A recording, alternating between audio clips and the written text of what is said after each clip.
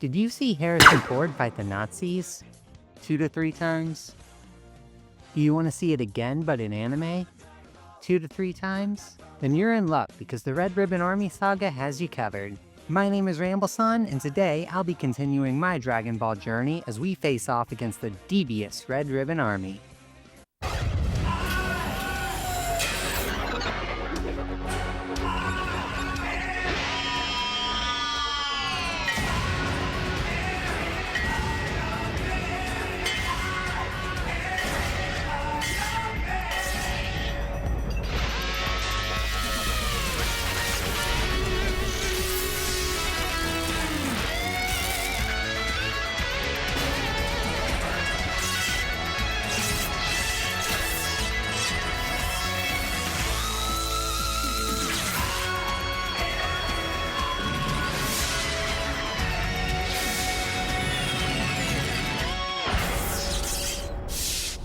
To kick things off, we find Goku searching for the Dragon Balls just like back in the Pilaf saga, only he's dropped off Bulma and Oolong.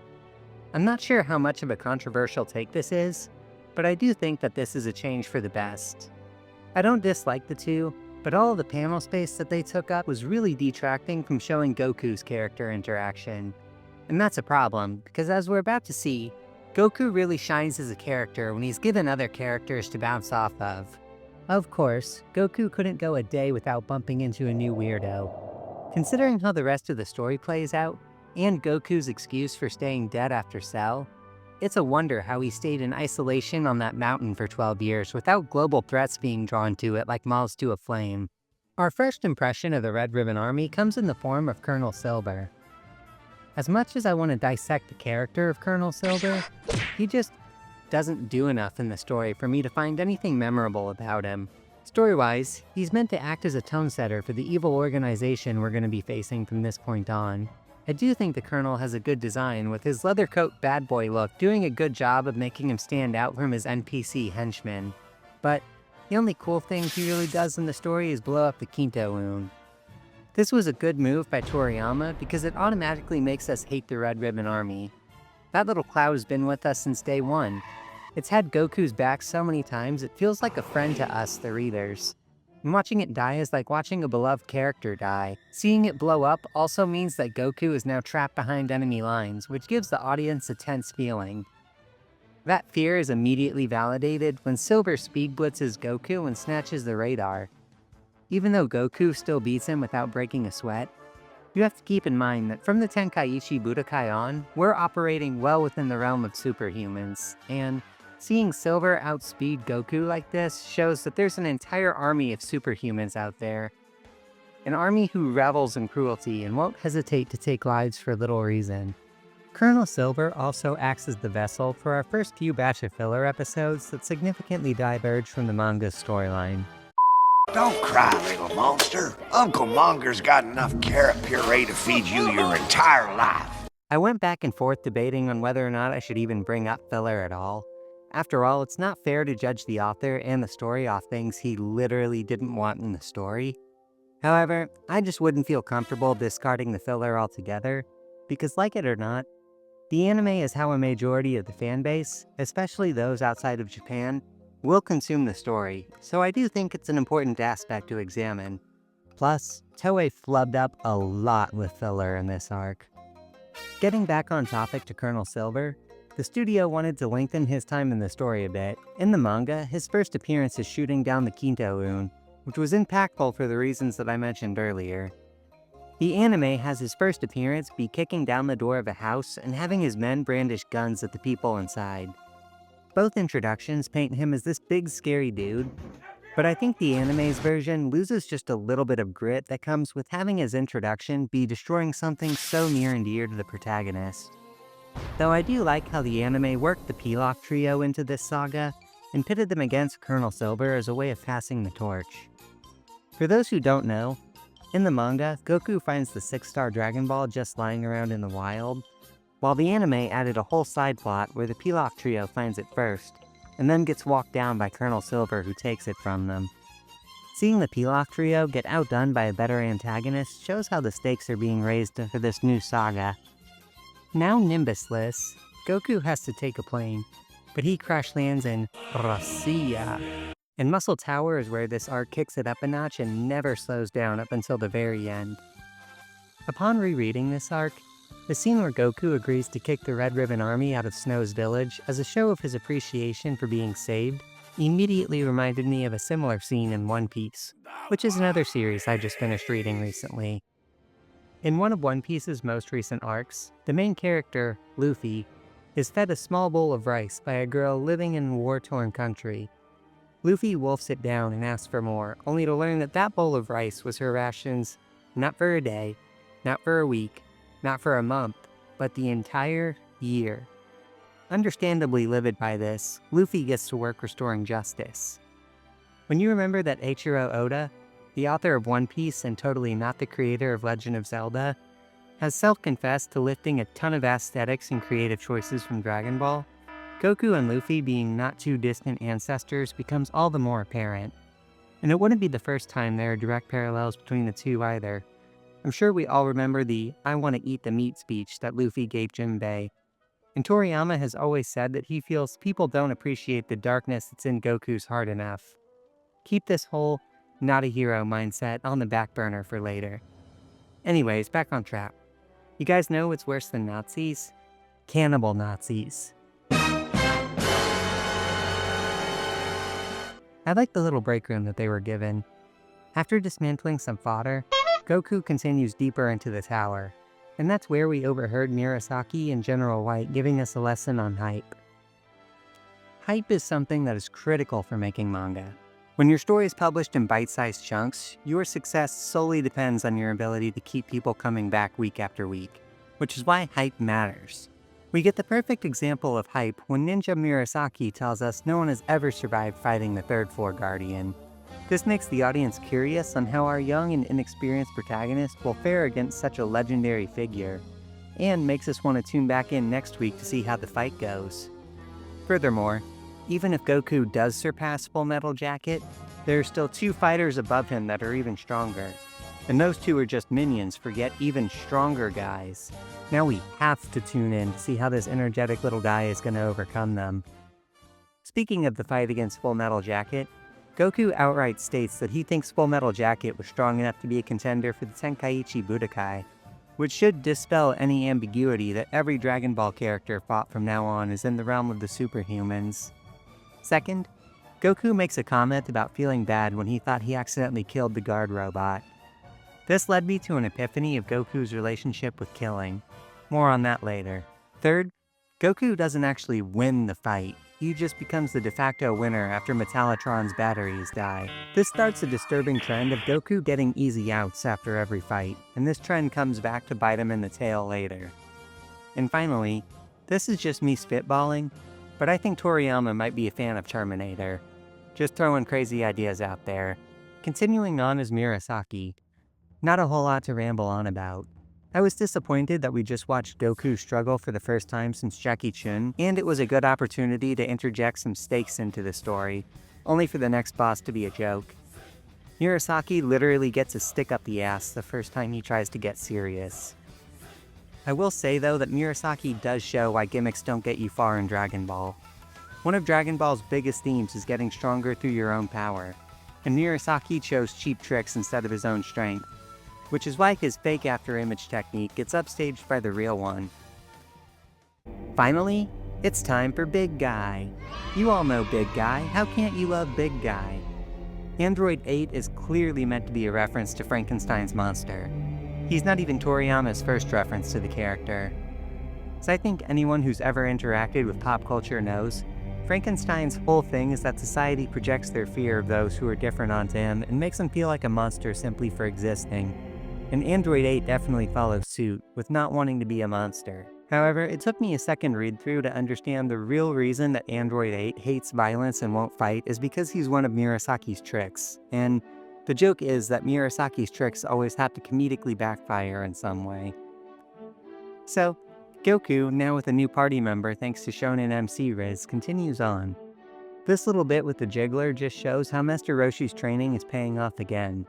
Goku remembering how the cold made him stiff and unable to move, and using that to incapacitate his enemy, is something I can't see Chapter 1, Punch It or Punch It Harder Goku doing. And finally, there's the showdown against General White.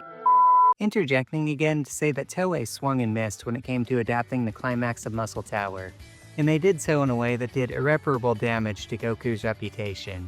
You see, in the anime, Goku battles with General White, defeats him, and prepares to strike the finishing blow, but Android 8 tells him to stop. They chat for a bit, and Android 8 explains that giving in to his anger will cause him to do rash things that he might end up regretting later. A lot of people claim this is where Goku's appreciation for life came from, and that's why he stopped killing, and that's simply not true because this scene had no equivalent in the manga. The manga goes the opposite route and puts a much greater emphasis on Android 8 learning the importance of standing up for yourself and protecting the ones you love. The big guy learns that fighting isn't inherently good or evil. It's when and why you choose to fight that determines what kind of person you are. A lesson that wasn't new to Dragon Ball at this point and will get revisited later. Goku was unconscious while Android 8 had this epiphany, so if anything, Goku didn't learn a lesson at all from Muscle Tower. Furthermore, choosing to interject a lesson about not rushing to snap judgments in this arc of all places, where Goku rushes into fight after fight and gets in trouble multiple times, seems kinda tone deaf. I obviously can't be privy as to what their line of logic was, so I'll just assume the writing team at Toei severely misread the room. I don't think enough Dragon Ball fans have ever actually seen the original Dragon Ball for this scene to skew the metrics, but I have seen too large a chunk of the fanbase believe this is where Goku's aversion to killing came from. Truth be told, Goku has always had a weird, if not inconsistent, thought process when it comes to choosing to kill. We'll discuss this a bit more later. So Goku and Big Guy save the mayor and kick the Red Ribbon Army out of Snow's village. And for standing up for himself, Big Guy gets rewarded with being allowed to live in the village as a normal person. We're also shown the reason why General White never found the Dragon Ball, despite searching for so long, is because it never dawned on him that not everyone who serves under him wants world domination. Some just want to live a normal life as a simple villager. The only problem with this finale is, Android 8 defeating General White on the behalf of Goku handed him another easy win. And these are starting to stack up, and it will come back in a real way. They also add a complete non-sequitur episode where Master Roshi explains the creation of the Dragon Balls. Only problem is, we later learn how the Dragon Balls were created, and it's nothing like the story. I hope I'm impressing upon you the issues that filler creates within the story. Messing up one arc in a story as long as Dragon Ball wouldn't be a huge issue if it wasn't symptomatic of an issue that every Toei show has. And it's that almost compulsive need to wring every drop of content you can out of an IP. A little mystery is fundamental to telling a good story, so when you have to reach the 22-minute mark every Saturday morning, regardless of how much material is left before you catch up to the manga, it forces you to shine a light on all the dark corners of a story simply to gain a single more drop of content to wring. Okay, this has become less of a Dragon Ball review and more of a Toei review, so we just need to move on. Making a quick pit stop at Bulma's house, this mini-arc is meant to act as a transitional phase and one of our few glimpses into how the human world of Dragon Ball works. And, not to get too sappy, but I think it's rare moments like this that gives Dragon Ball a very cozy and homey feeling. Through this arc, we learn that Dragon Ball is a futuristic society, but instead of going into a cyberpunk dystopia, they went the opposite way and became a utopia. A world where humanoid animals and humans can live together and no one bats an eye. A world where a common old woman can scold the police for riding a rocket scooter into traffic. A place where Bulma's dad can say as much out-of-pocket stuff as he wants. Sure, there's still a stray mugger here and there, but for the most part, humanity's problems have been eliminated, and honestly, I think that's a pretty cool vibe. So we learn that Bulma is actually super stacked with cash, and when I read this for the first time, it made so much more sense as to why she was searching for the Dragon Balls.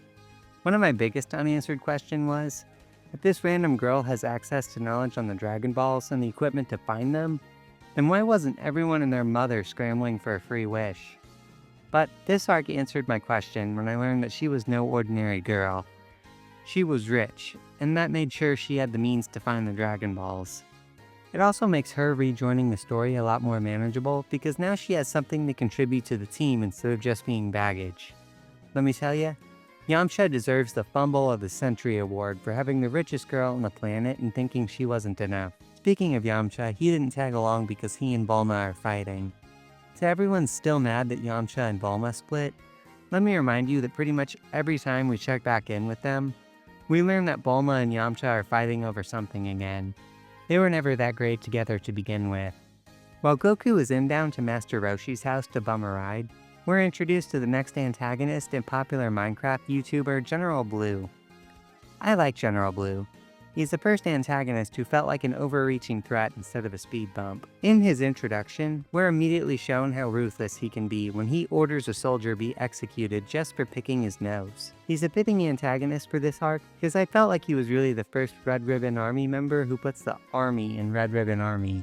Everything from his Schutzstaffel fit to his massive collection of military weapons, to his willingness to throw away the lives of his men.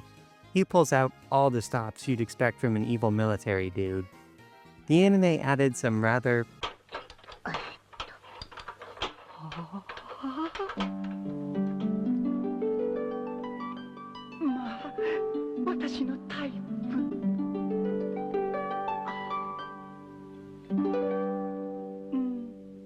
unfortunate implications regarding his preference in age. But it's anime only, so it doesn't count. To this day, I still wish we could have gotten more on General Blue, as he's one of few Dragon Ball antagonists that never got a new transformation, or even a cool what if. But his arc was double the length of a normal arc, so I'm still satisfied with what we got. Anyway, picking back up with Goku, this instance of Bulma trading the watch for Master Roshi's submarine is one of the few perv gags I actually thought had a decent setup and payoff, because we know that Master Roshi is a strange collector of mystical artifacts, so it's not out of character for him to want a watch like this. But we as readers quickly realize that he has nefarious intentions with it, and the punchline of it backfiring on him and Roshi having to go snorkeling in the septic tank instead of getting the perv is what makes this joke a cut above the rest. So, Krillin joins the party eager to find some pirate treasure, and while we're searching for the Dragon Ball, you might have noticed I haven't brought up this arc's aesthetic like I did in my other reviews, which you should totally go and check out by the way. And that's because this arc's aesthetics are kind of all over the place. We've had an entire village that dresses like Russians, Arnold Schwarzenegger, a ninja fraud who uses 4 identical twin brothers to make up for his lack of skill, Frankenstein's monster, an alien slime monster, Bruce Lee, Nazis, one of whom is a 1950s bomber jacket wearing dude, a fruity psychic, and now we're adding pirates to the mix, and believe me, it gets weirder. You might think I'm bringing this up to nag on it, but I actually think it works for Dragon Ball. I normally frown upon kitchen sink universes, because they always end up tripping over their own feet at some point, but Dragon Ball gets a pass because it's based on another story which had a kitchen sink universe of its own. And cartoon physics are also a thing that canonically exists in Dragon Ball, as we'll soon see. The search for the pirate treasure goes full Indiana Jones, as we see our main characters being chased by Nazis in a race to get the treasure. The submarine combat was tense, because for once, Goku can't cut loose and unleash his full strength, or he'll destroy the sub. We also bump into a bunch of deadly traps. And General Blue's soldiers all faking being dead because they know how strict of a leader he is by far one of my favorite gags of this arc. In our kitchen sink universe, we can also now add Alien thanks to this robot guard. Toriyama is clearly a fan of Alien, as we can see with Frieza's third form, and they're just being a straight-up xenomorph in one of the chapters of Dr. Slump. We know Dr. Gero built the androids, but I want to know who built the defense bot strong enough to stand up to Goku of all people. So Goku struggles with the xenomorph robot for a bit before getting the idea to use the momentum of his ball to strengthen his punch. Just another example of how Goku may be a dumb country boy, but he has a battle IQ that's not too shabby. The final showdown in the cave also does a great job of highlighting what I think makes General Blue a good antagonist. He's a tactician. Unlike the Pilaf gang, who folded once they no longer had their tricks, or Jackie Chun, who is far more dependent on magic martial arts techniques, General Blue relies far more on subterfuge to gain the upper hand, like a true military man. Doing things like getting rid of the arrow to confuse Goku and stop him from even reaching the fight, using his psychic powers to manipulate ropes so he can take down multiple targets at once, and even taking a hostage to avoid a direct fight in Penguin Village, highlights that he's by far the most intelligent and cunning antagonist Dragon Ball has seen up until this point. So, with Goku on a wild goose chase, Krillin and Bulma get cornered by General Blue. Unfortunately, Krillin has not had any character-defining moments in this arc, but he does pop in to give another lesson in hype. Every other character walks around rambling on about how strong this guy is, and you're really hoping the readers get excited to see them fight. This is great, except that readers aren't buying it. Maybe because they don't trust the judgment of the characters who are rambling on about how strong the guy is. Or maybe the antagonist has a goofy design the audience can't take seriously. Or maybe the antagonist has been losing his fights, and the agenda or whatever the internet won't stop bringing up is in shambles. It doesn't matter what, only that there isn't enough hype being built up. This is the issue with telling instead of showing, and I'm sure anyone who's taken a 5th grade level or above English class knows about the classic rule of show, don't tell. The solution to this problem is to take a character that's already proven to be big and strong, and have our new big strong guy beat the absolute brakes off of him, or what TV tropes has come to define as the Worf effect. While some don't like the Worf effect because it simplifies characters down to tools in a toolkit instead of actual characters, I think it's a very effective measure for determining the strength of a character. Seeing General Blue smack Krillin around, someone who's repeatedly shown to be just one notch below Goku, shows just how much of a fight Goku really has ahead of him. So, Goku gets ready to duke it out with General Blue. We've established how strong Blue is, and Goku needs no introduction, so we're ready. Goku gets hit by Blue's paralysis, and the tension is nail-biting. How will Goku get out of this one? We're all on the edge of our seats when suddenly, there's the squeak heard round the world. Yeah, in case it wasn't obvious, I don't like this. A random mouse coming out of nowhere to free our main character from the antagonist's ultimate attack. Regardless of how you spin it, this is just a cop-out. If we had an establishing panel where maybe Bulma and Krillin run into the cavern causing rats and bats to scatter everywhere, then it would have been a bit more digestible. However, as it stands, this is just Goku's second cop-out win in a row. This will come back to bite him. But one thing I do like is that when the cavern collapses, Goku spends more time searching for the mouse than the Dragon Ball. Just goes to show how much Goku cares about the small things. This is also the first time Goku uses the Kamehameha to propel himself, something that becomes a staple of his moveset until he learns how to fly. Just a cool little trivia fact. Back on dry land. I don't even want to know where she's been keeping that. These transitions raptors are a great example of Toriyama playing the long game. Like how the Grade 8 form was just created because Toriyama thought it'd be funny if there was a giant monkey in the story, only for it to become the secret to Goku's alien heritage, and the key to forms like Super Saiyan 4 and Wrathful. Lunch was in a similar vein, where Toriyama created her because he thought it'd be funny to have a pure soul and the bad girl archetype as a single character. While Goku and friends were searching for the One Piece, Lunch turned bad and took off in a helicopter. This is something that's very in character for her to do, and because of that, she was in a position to avoid General Blue's attack and save the gang when she returned in good form. Again, something that would be very in character to do. Toriyama claimed to be a pantster, but he was actually very good at planting seeds that he would come back to harvest later, with this just being one example. To tell the truth, I went back and forth on how to handle the Dr. Slump crossover bits, and considered not even tackling this topic altogether, because while I love Dr. Slump and I really wish I could glaze this section of the manga, I can't sing it praise knowing deep down all my opinions would be disingenuous. It's not even the crossover part that I take umbrage with. Anyone who's familiar with Toriyama's work knows this isn't even a whole new ballgame for him. I could make a whole other video going over the interconnected bits of Toriyama's universe.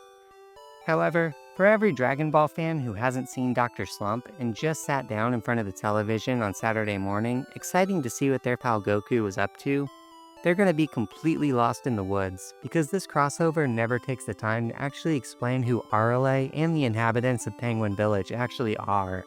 But newcomers who are confused can't just skip this part, because stuff happens in Penguin Village that's essential for the rest of the arc.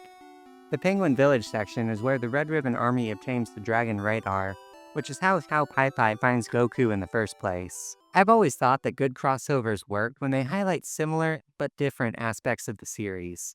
They're fun because we get to watch the character learn about things that we, the audience, were already familiar with. Kind of like introducing a good friend to a show you really like. However, this crossover is lacking on both ends of that equation, because all the Dr. Slump characters just get 1 or 2 lines before leaving, and several important aspects of the series are completely absent in the original manga. While the anime did try to fix this by adding some filler scenes, Abo-chan Man only gets 1 brief cameo, Dr. Marashido never appears, King Nico-chan never appears, the policemen only get a brief appearance in filler scenes, and so many important aspects of the series like Senbei's inventions going wrong, Sukutun's tiger transformation never appearing, and perhaps the worst offender, the original manga never even shows a single scene of RLA's android capabilities. On the other half of the crossover, the only presence from Dragon Ball is Goku. This might have seemed like one of the few points where adding the sidecast could have actually benefited the manga instead of just wasting panel space. Imagine Bulma building something alongside Senbei, and how that would send him, seeing another person who is just as smart as him. Or Pisuke seeing Krillin's haircut and giving him his sympathies because he knows what it's like to be a cue ball. Could have gotten Yamcha and his clone interacting as 2 martial arts fanboys, and maybe Master Roshi perving on Akane. There was so much material here, it's one of the few times I would have recommended padding out Dragon Ball instead of trimming it down. The original manga is known for its snappy pacing and ability to move on without dwelling on subjects for too long, but there was enough material here. I think the Dr. Slump crossover could have been its own entire volume, but as it stands, we only scratch the tip of the iceberg. With the bite of a sour prune, I become... Sour Man, incredibly strong and regular. Wait, this arc has Sour Man in it? Never mind, it's a 10 out of 10. Perfection, no notes.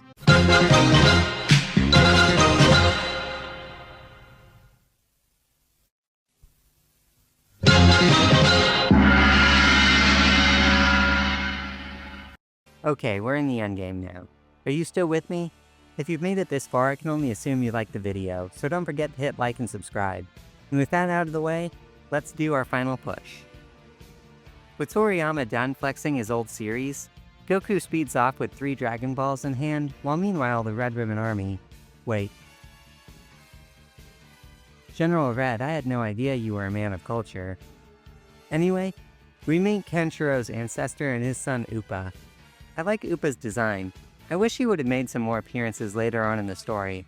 Not necessarily as a fighter, but if he'd at least stuck around for the Tenkaichi Budokai, we could have seen him training with Master Corin, and that would have been something neat to see.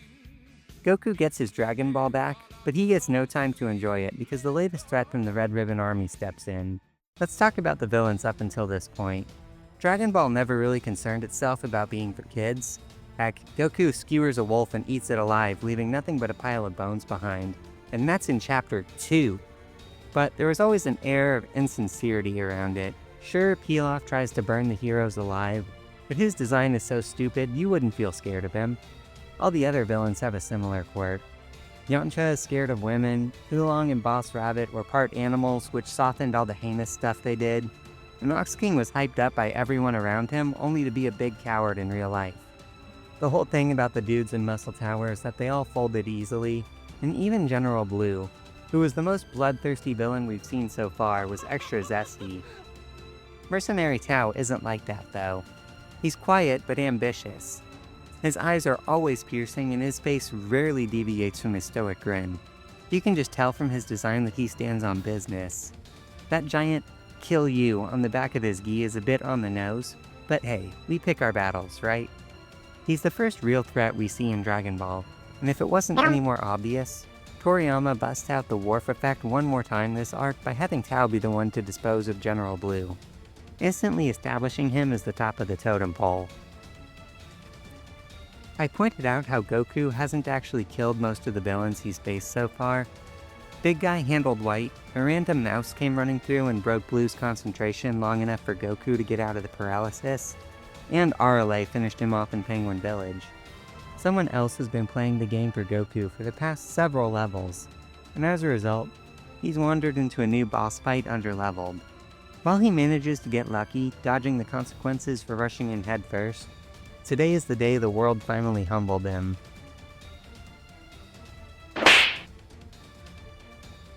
This moment when Goku gets vibe checked by a laser from Tao Pai Pai was amazing when it first came out, but some things have happened recently in the story that have made it not age the best. Goku's life being saved by the keepsake given to him from his adoptive father, which he only found by befriending Kenshiro's ancestor, was a great way for showing his kindness as a person. But in Dragon Ball Super's Granola arc, we learn that Bardock made a wish on the Cerulean Dragon Balls for his kids to grow up safely.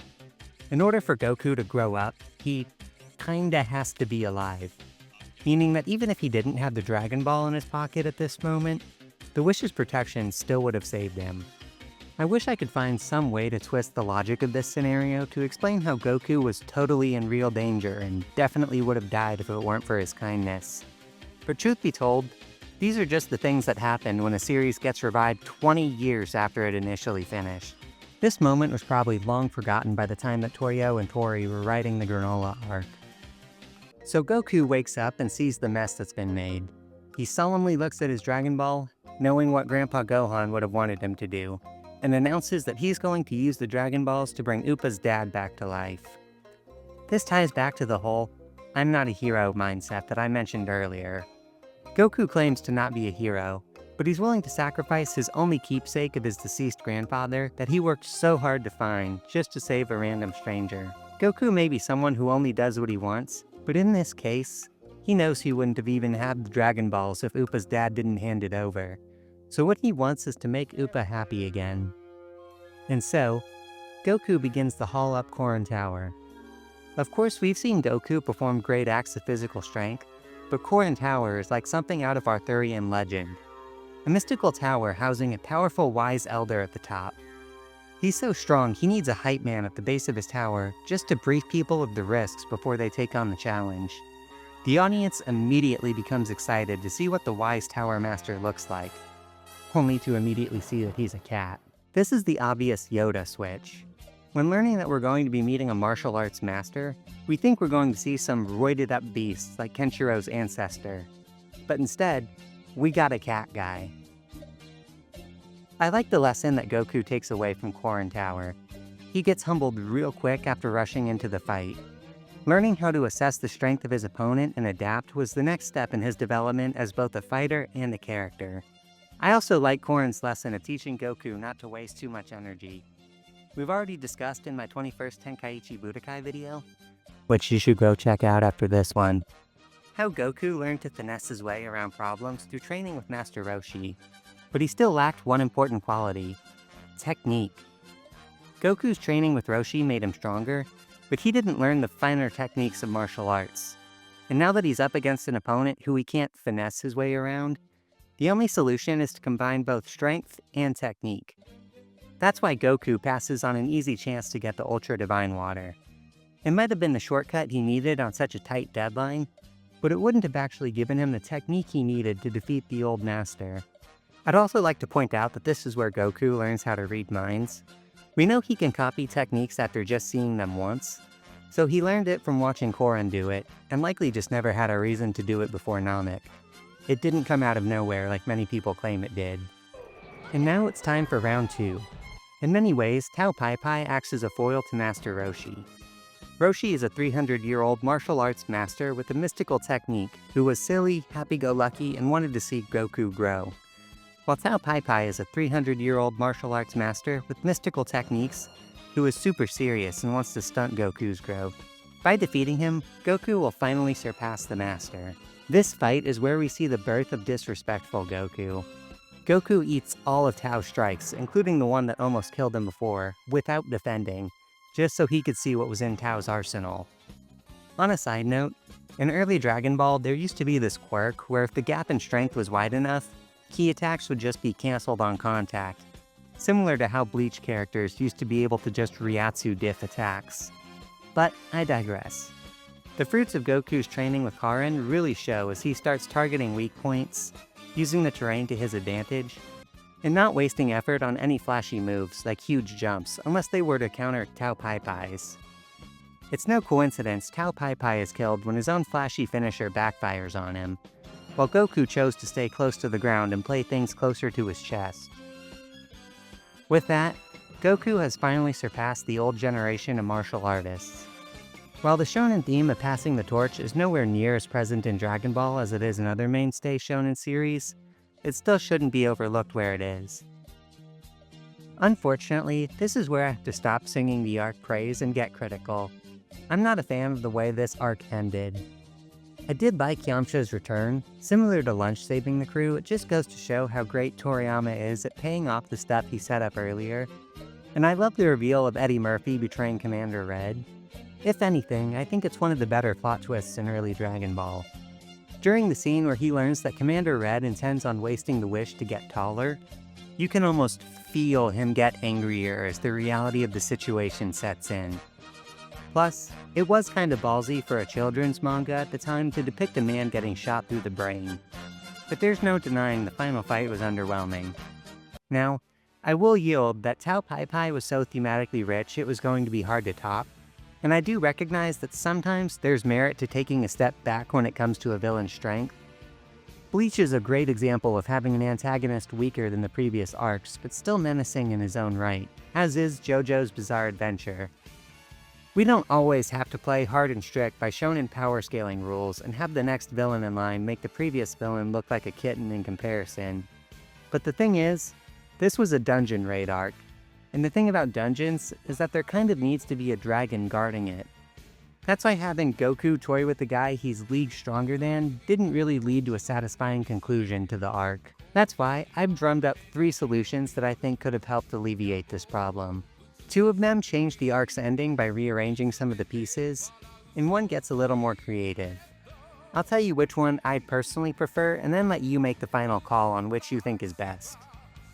My first suggestion, which is the least intrusive and feels most consistent to Toriyama's writing style, is to simply buff the suit of armor that Eddie Murphy wears. If you reread their brief scuffle, it's actually strong enough to ring Goku's bell when it comes to physical prowess. It's just too slow. Just make the armor faster and Eddie Murphy can have an actual clash with Goku. Some may not like this ending because they like the idea of Tao Pai Pai being the best the Red Ribbon Army has to offer, so if it's not for you, then here's my second idea. Remove the confrontation with Tao Pai Pai from Corin's tower to Red Ribbon Army headquarters. Just have Tao run a little late to get back to Corin Tower, so when Goku gets down, he checks the Dragon Radar and sees the Dragon Balls at Red Ribbon Army headquarters. So he calls the Kito Rune and books it over there. Meanwhile, Tao Pai Pai finishes getting his drip fixed, and decides to check the radar to confirm the location of his target before heading out. Realizing the Dragon Balls are moving, he returns the pillar to Red Ribbon Army headquarters and finds his opponent waiting for him. As they battle, the collateral damage slowly breaks down Red Ribbon Army HQ, and after successfully beating the Merc with the mouth, Goku finishes off Black as an afterthought, where we could kill 2 birds with 1 stone and have the supporting cast actually show up. They could see Eddie Murphy escaping with the Dragon Balls and just stall him. Maybe they could even be the ones to fight the Battle Jacket. I'm not as big of a fan of this ending because it doesn't seem like Toriyama's style. He made it abundantly clear he thinks the supporting cast exists to get the kick out of them to hype up the main villain. But there is another ending I thought of that would put the spotlight on Goku and still be a legitimate threat. The ending we get is a confrontation with Commander Red. Now, I know what you're thinking. Rambles-on, you just said you liked the plot twist where Eddie Murphy shot Commander Red. And to that I say, I do.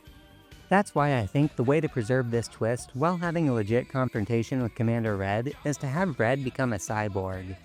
Now, hear me out. The concept of humans being outfitted with robot parts was established in this very arc with Android 8. A short while later, another antagonist from this arc will come back as an android.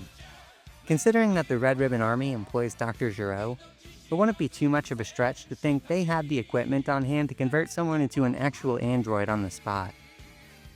Doing this could make Red strong enough that he becomes an actual threat to Goku, and have an honest fight for the end of this arc. It's not that big a stretch, because in Dragon Ball Online, we get Android 9, who was modeled after Commander Red. He even got Red's wish of being taller. Again, this is all just fun speculation. Let me know which alternate ending you like best in the comments below. This arc was amazing at expanding the world and opening up Dragon Ball to more aesthetics. Not only did it uphold previously established Chinese martial arts and sci-fi alien-esque aesthetics, but we also got new aesthetics including Frankenstein's monster, ninjas, pirates, Nazis, Native American culture, and lots of robots. Goku also develops as a character fantastically throughout this arc. He begins seeking the Dragon Balls, a self-centered goal, but on that journey, he helps so many people, from Snow to Big Guy to the Mayor to Upa to RLA, at least up until she had to step in, that he decides helping his friends is more important than getting his keepsake back. He also learns that fighting isn't about flexing on his opponent. While he loved fighting, up until this point, he'd ripped through every fighter except Jackie Chun with minimum difficulty, and it had gone to his head. Getting flexed on finally made him get serious and learn to stray away from flashy moves towards a more practical fighting style. This arc is also where we have to start studying Goku's relationship with killing. A lot of people cite Goku's rampage during the finale as proof of what a cold-blooded Saiyan he was before changing, but when he thought he killed Major Metallitron, he says he, quote, did a bad thing, meaning he knows killing is bad. So what's Goku's whole deal with killing? Well, let's go through and take it on a case-by-case basis. The neat thing about Goku is that we have his life mapped out so thoroughly, we know what his first brush with death was, and that's Grandpa Gohan. All Goku knew at that point was that he went to sleep and woke up to find Grandpa Gohan deceased, and evidence of a monster battle having taken place. This is what made him okay with killing creatures he encountered in the wild. Finding his grandpa like that made him realize that it's kill or be killed, and he definitely doesn't want to be killed. But he draws the line at killing things that aren't wild animals. However, in a world that has talking animals that walk on two legs, the line between wild animals and people are a bit blurred. So it's safe to say that if they're humanoid, Goku prefers to avoid killing. He is just a silly guy after all, so he probably finds it more fun to toy with his opponents rather than kill them. He did strand Boss Rabbit on the moon, because he thought it would be a more fitting punishment than killing him. And he knew that he would handle them if they ever pulled something again. Which brings me to my next point. Goku doesn't pick on the little guy. He's fine with letting someone go about their own devices, knowing that he could roll up on the Quinto Moon and swat them if they ever got too big for their britches. That's why he let Yamcha and Oolong go. He knew that they were too weak to ever pose a threat to him. That is to say, unlike Tao Pai Pai, whom even Goku thought he'd gone a bridge too far, would be worth sparing. We all know that Mercenary Tao didn't die here, but Goku sure thought that he'd killed him. So if Goku doesn't kill people that he considers harmless, why did he kill all the Red Ribbon Army goons that he ripped through like they were made out of tinfoil? Well, to put it bluntly, they ran out of chances in his eyes. Up until this point, he'd seen the Red Ribbon Army take multiple people hostage, conquer a whole village, and try to kill innocents in the crossfire. While the individuals might have been harmless, the organization as a whole had become too big of a pain in the neck, so he thought it was better to stop them before they became a bigger problem. Ironically, he was right. So that's it. Kid Goku's philosophy around killing wasn't based on Saiyan's instinct, or a lesson learned from Android 8, just cold, hard logic. But don't worry, when he grows up and finds himself at the top of the totem pole, his priorities shift a bit, so we'll revisit this subject in the future. Speaking of Android 8, he was another breakout character from this arc. With the obvious inspiration from Frankenstein's monster, his character arc is based around the classic story of a gentle giant wanting to be judged for his personality and not appearance. You'd think a character who wants to be a pacifist wouldn't go over well in a fighting manga, but his philosophy of non-violence contrasts well with Goku's fun-loving and fighting personality, which is why he's still one of the most memorable characters in original Dragon Ball, despite how little he was in the story. Well, he was memorable to the 12 people who read original Dragon Ball at least. Some people claim that Android 8 changed Goku and taught him the importance of life, but it's actually the opposite. Goku taught Android 8 that it's not wrong to fight to protect people important to you. It took Android 8 being put in a situation where violence was the only means of protecting his friends to realize that. In a turn of events, An android would later need to teach Goku's kid the same lesson. As far as standout antagonists, I'm torn between General Blue or Tao Pai Pai. We spent more time with General Blue, but Tao Pai Pai had far more of an impact on the story.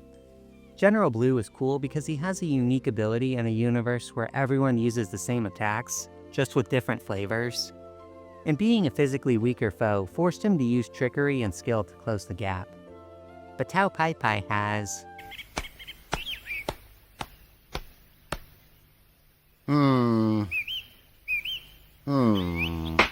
Would it be possible for me to borrow this column from you? What do you want, with that pillar?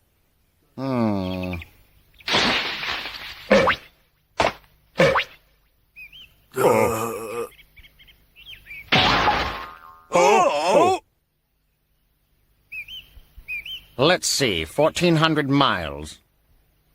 I should be back in about 30 minutes. Huh?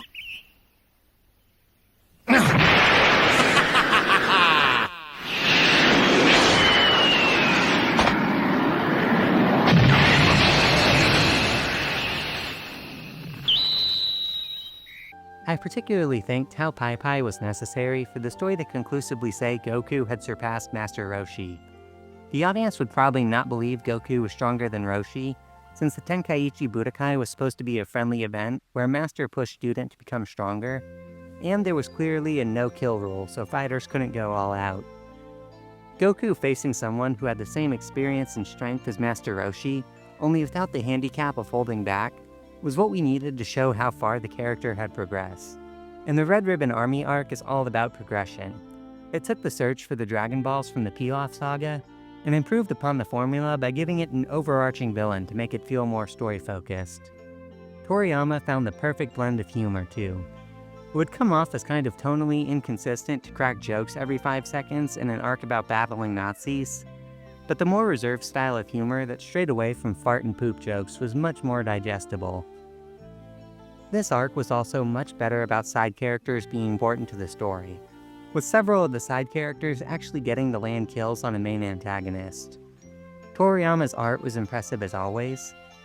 I know he said around this time he was running out of ideas for cool poses to draw Goku in, but it sure doesn't show.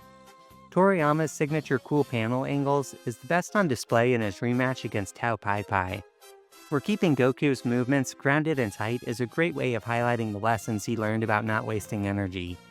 I don't see it mentioned as much, but this is also the arc where Goku stops constantly whining about being hungry. Well, until Daima at least.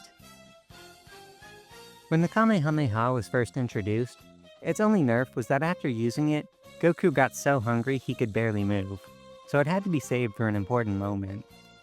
Now with Goku learning about not wasting energy, in combination with having access to a magic bean that fills his stomach, he's free to spam it all he wants. Overall, this arc showed the progress of not only Goku as a fighter, but Toriyama as a storyteller, continuing to improve his arc villains and the search for the Dragon Balls premise. But stick around because the search for the Dragon Balls is not over.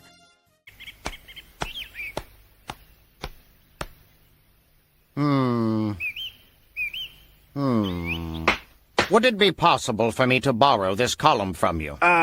What do you want, with that pillar?